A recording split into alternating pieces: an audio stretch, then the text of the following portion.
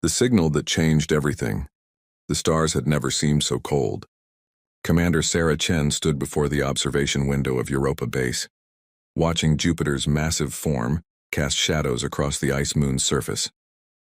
She held a steaming cup of coffee, her third in the past 4 hours, trying to shake off the exhaustion that came with managing a research station at the edge of human civilization.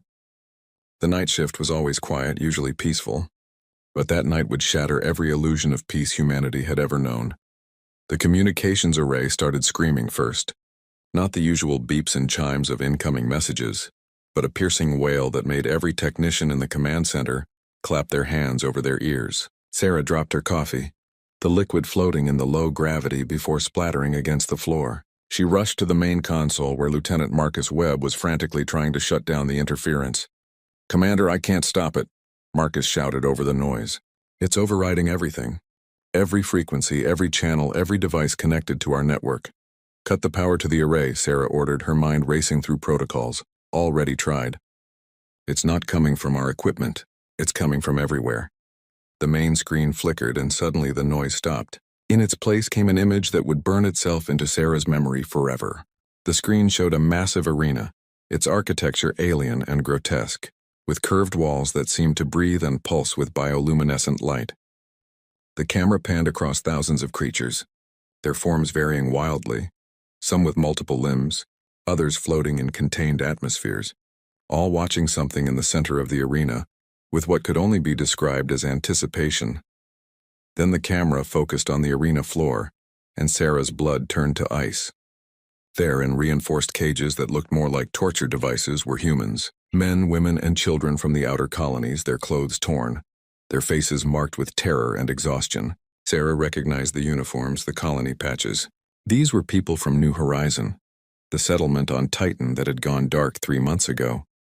Everyone assumed it was a technical failure, a reactor malfunction, something explainable. But this was the truth. A creature stepped into view and Sarah felt her stomach twist. It was massive, easily 3 meters tall, with scaled skin that shifted between deep purple and black. Its head was elongated, with 4 eyes arranged in a diamond pattern, each one gleaming with intelligence and something worse, amusement. When it spoke, a translation device rendered its words in perfect English, the voice smooth and mocking. "Behold, citizens of the Kadrath Empire and honored guests from across the civilized galaxy," the creature announced, spreading its 4 arms wide. "Tonight we present a new entertainment, a demonstration of superiority over the species that dared to call themselves explorers. These creatures, these humans, believed they could claim the stars. They built their fragile stations and called them colonies. They sent their weak bodies into the void and called it courage." The arena erupted in sounds that might have been laughter, though they came in forms human ears weren't meant to process. Clicks, whistles, deep rumbles, and high-pitched screeches blended into a symphony of cruelty. Sarah's hands gripped the edge of the console so hard her knuckles turned white.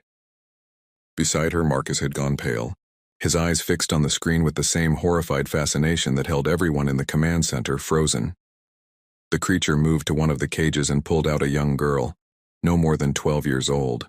Sarah recognized her from the colony manifests. Emma Rodriguez, daughter of the chief engineer. The girl screamed, calling for her mother in a voice that cracked with desperation.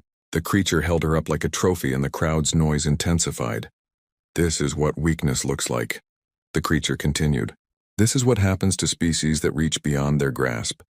Let this be a lesson transmitted across all their frequencies. Let every human see what their ambition has earned them." What happened next would be the spark that ignited humanity's rage across every world, every station, every ship in human space. The creature's clawed hand moved with deliberate slowness and the girl's screams cut off with terrible finality. The camera held on her lifeless form for exactly 5 seconds, long enough for the image to sear itself into the minds of everyone watching. Then it moved to the next cage. The broadcast continued for 17 minutes. 17 minutes of systematic murder presented as entertainment. 17 minutes that changed everything. Sarah didn't remember giving the order to record everything. She didn't remember Marcus vomiting in the corner or the junior technician breaking down in tears. She only remembered the rage building inside her, a fire that started in her chest and spread through her entire body until she was shaking with it. When the broadcast finally ended, replaced by the smiling face of the creature delivering a final message, Sarah heard the words through the roaring in her ears. To all humans watching, know this. You are livestock. You are entertainment. You exist because we allow it.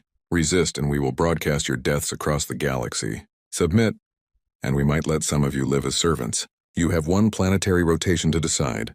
The screen went dark. For a long moment, nobody in the command center moved. Then the communications array came alive again, but this time with human voices. Calls from Earth, from Mars, from every colony and station in human space. Everyone had seen it. Everyone had witnessed the same atrocity. Sarah's personal communicator buzzed. She looked down to see a priority message from Admiral Richard Stone, commander of Earth's defense fleet. Her hands trembled as she accepted the call. The Admiral's face appeared, and Sarah had never seen him look so old. Lines of rage and grief had carved themselves deeper into his features. Behind him she could see the chaos of Earth's military command center. Officers shouting orders, screens filled with data. Commander Chen. Stone's voice was rough, barely controlled. I'm assuming Europa Base received the transmission. Yes, sir, Sarah replied, surprised at how steady her own voice sounded. All of it. Then you know what we're facing. The bastards sent it everywhere. Every human settlement in the galaxy saw what they did to New Horizon Colony. They wanted us to see. They wanted us to be afraid. Sarah looked around her command center at the faces of her crew. She saw no fear there, only rage. Pure, burning rage that matched her own. Permission to speak freely, sir? Granted. They made a mistake, Sarah said, and she felt something crystallize inside her, something hard and unbreakable. They think they broke us. They think this will make us submit, but they don't understand what they've done. They've given us something we've never had before. What's that, Commander? A reason to stop fighting each other and start fighting as one species. They've united us, sir. Every human alive just witnessed the same atrocity. Every human alive just felt the same rage. They didn't break us. They forged us. Stone was quiet for a moment, then Sarah saw something change in his expression. The grief was still there, but something else emerged beneath it. Determination. Purpose. Rage transformed into resolve. I'm calling an emergency session of the United Earth Council, Stone said. But between you and me, Commander, I don't give a damn what the politicians decide. I'm putting the fleet on alert. I'm reaching out to every captain, every station commander, every human with access to a weapon or a ship. If they want a war, we'll give them one they'll never forget. What are your orders, sir? Start organizing. Everyone you can trust. I have a feeling the official channels are about to become very crowded with people trying to negotiate our surrender. But there are others, people like us, who understand that there's only one response to what we saw. Make contact with them. Build a network. When the time comes, we'll need to move fast. Sarah met her eyes. Then we make them pay for every meter of space. We're not expecting to survive this, Doctor. We're expecting to matter. Every human watching will see what we did here. They'll see that resistance is possible. That will inspire others. The fire will spread. The room fell silent. These people had families, lives they had built across the colonies, but they had also seen the broadcast. They had watched children murdered for entertainment. And in that moment, Sarah saw the same decision crystallize in every face around the table. They had already made their choice weeks ago. This was just the culmination. When do we move? Morrison asked. 36 hours, Sarah replied. We'll only get one shot at this. Make sure your crews understand what we're doing and why. No conscripts. Everyone goes in with their eyes open. The meeting dispersed, captains returning to their ships, engineers to their workshops. Sarah remained in the war room, staring at the tactical display. Marcus stayed with her. You know this is going to start a real war, he said quietly. The politicians have been trying to keep things from escalating. This will push it past the point of no return. They started the war when they broadcast those murders, Sarah replied. They declared us livestock, entertainment. We're just making it clear that livestock doesn't fight back, but humans do. If the politicians want to surrender after this, they can. But at least the galaxy will know that some humans refused to break. Marcus nodded slowly. History's going to remember this one way or another. Good, Sarah said. And the rage that had sustained her for 3 weeks burned hotter. Let them remember. Let every species in the galaxy remember the day humans stopped running and started hunting. The next 36 hours passed in a blur of preparation. Ships were retrofitted, weapons were calibrated, and plans were reviewed until everyone knew their role perfectly. Sarah assembled her boarding team. 12 men and women who had volunteered for what was essentially a suicide mission. Among them was a young engineer named David Park, barely 22, who had lost his entire family on New Horizon Colony. "Commander," David approached her in the armory as they were suiting up. "I just want to thank you for doing this, for giving us a chance to hit back." Sarah looked at the young man, seeing the same rage and grief she felt reflected in his eyes. "Save your thanks until we succeed. This is going to be the hardest thing any of us have ever done." "I know," David replied, "but at least we're doing something. At least we're not just waiting to die." The attack began precisely on schedule. The commercial freighters entered the Mars orbital zone, their transponders broadcasting legitimate cargo manifests. The Kadrath patrols barely gave them a second glance, so convinced of their superiority that the idea of civilian vessels as a threat never crossed their minds. That arrogance would be their undoing. The moment the patrol shift changed, Captain Morrison triggered the resonance disruptors. The effect was immediate and spectacular. The shields around the Kadrath warships flickered and destabilized. The harmonics that held them together, disrupted by frequencies the aliens had never encountered before, and then the mining vessels opened fire. Lasers designed to cut through asteroid. Rock tore into alien hull plating. Explosive charges meant to fracture ore broke against warship armor with devastating force. The mining vessels had been designed to withstand the harsh conditions of space, and now every tool became a weapon. The Kadrath responded with predictable military precision, but that precision became their weakness. They tried to establish defensive formations, to coordinate their fire, to follow established combat protocols, but the human vessels moved with chaotic unpredictability, breaking every rule of space combat, attacking from impossible angles, retreating when they should have pressed forward and charging when they should have fled. It was beautiful chaos, and it was working. Sarah watched from her assault shuttle as one of the Kadrath warships took catastrophic damage, its engine core detonating in a brilliant flash. The second warship tried to retreat, only to find itself surrounded by mining vessels that had no intention of letting it escape. "That's our cue," Sarah said to her team. "Hit it." The assault shuttle burned hard toward the Kadrath station, using the debris from the destroyed warship as cover. Point defense systems tracked them, but the station's attention was divided between the external battle and the approaching threat. Sarah's pilot weaved through incoming fire with skill born from years of navigating asteroid fields. They slammed into the station's docking port with enough force to breach the airlock. Sarah was first through, her weapon up, her team flowing behind her like a well-oiled machine. They had studied Kadrath station layouts for 3 weeks, and every turn, every corridor was exactly where they expected. The aliens inside were unprepared for a boarding action. They had shields, they had weapons, but they had never considered that humans would be crazy enough to board a military station during an active battle. That confusion gave Sarah's team the seconds they needed. They fought through the corridors with brutal efficiency. David Park proved to be an excellent shot, dropping 3 Kadrath soldiers before they could raise their weapons.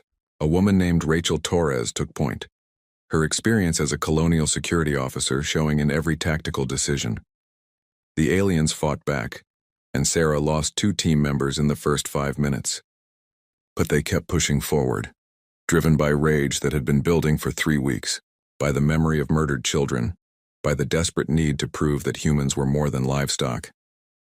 They reached the communications array after 12 minutes of vicious fighting. Yuki Tanaka's assistant, a young tech specialist, went to work immediately, his fingers flying across alien controls as he bypassed their security. "I'm in," he shouted over the sound of weapons fire from the corridor, patching us through to every frequency.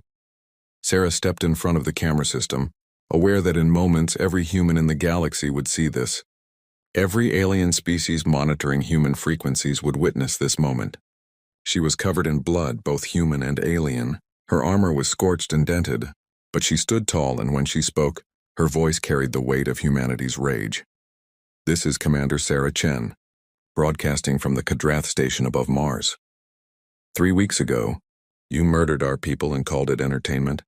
You declared us livestock. You gave us an ultimatum to submit or die. Here's our answer." Behind her, through the station windows, the battle raged.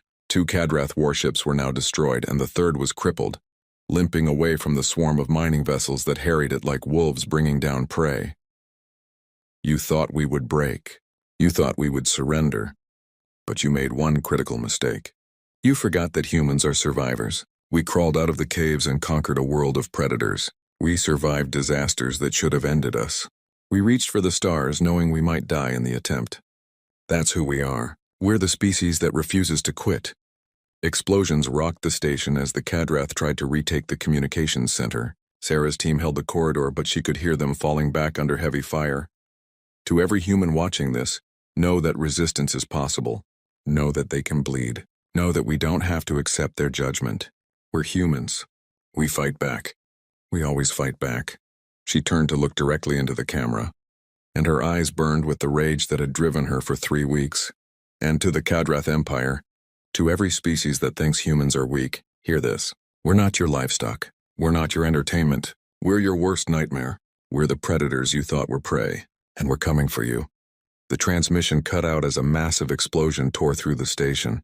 Sarah's team had set charges throughout the structure, timed to detonate as soon as the broadcast ended. She had seconds to reach the escape pods. They ran through disintegrating corridors as the station tore itself apart. David Park fell to weapons fire, dying with a smile on his face because he had seen his vengeance broadcast across the galaxy. Rachel Torres didn't make it to the pods, choosing instead to hold a corridor so the others could escape. Sarah made it to an escape pod with 4 others, launching just as the station's reactor core went critical. The explosion lit up Mars' orbit like a second sun, visible from the surface, a beacon of human defiance that would never be forgotten. As the pod drifted toward a rescue ship, Sarah looked back at the wreckage. 2 Cadrath warships destroyed, 1 crippled, a station obliterated, and a message sent to the entire galaxy. The cost had been high, 37 humans dead, their ships destroyed or damaged beyond repair. But it had been worth it, because across human space the broadcast had been received. Millions of humans had watched Commander Sarah Chen, covered in blood and defiant, declare that humanity would not submit. They had watched civilian ships destroy military vessels. They had seen that resistance was possible, and in that moment the real war began.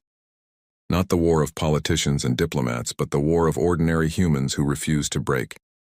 Miners became soldiers, freighters became warships, research stations became fortresses. The rage that had been building for 3 weeks exploded across human civilization like a supernova. The Cadrath had wanted to demonstrate their superiority. Instead, they had awakened something far more dangerous.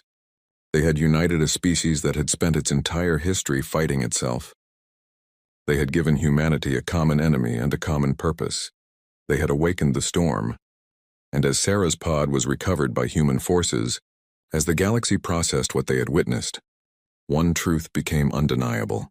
Humanity had declared itself, not as livestock, not as entertainment, but as a force that would not be broken. The stars themselves would burn with human rage before humanity accepted chains. And every species in the galaxy was about to learn what humans had known since they first looked up at the sky and decided to reach for it. They would never stop fighting. They would never surrender. They would never break. They were human. And that meant something now, something the galaxy would never forget. The war had just begun, and humanity had just shown the universe what it meant to awaken sleeping giants. The Cadrath wanted entertainment. They got a species that turned rage into revolution. They got humanity unleashed, and the storm was only beginning.